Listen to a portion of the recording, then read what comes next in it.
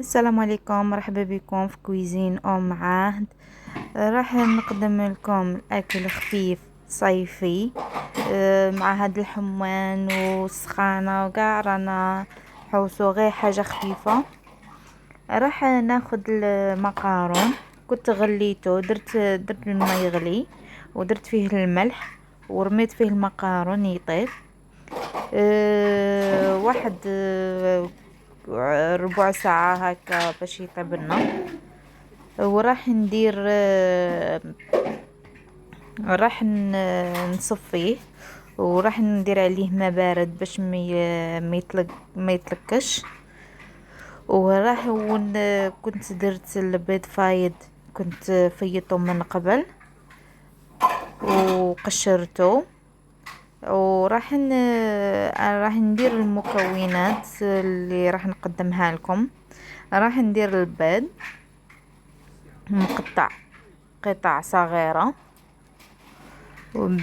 وراح نزيد معاه الفرماج.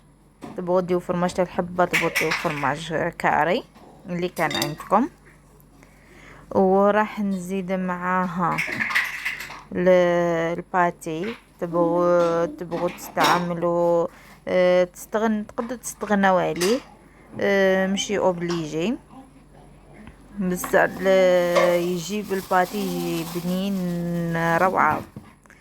وراح نزيد معاهم طوماط.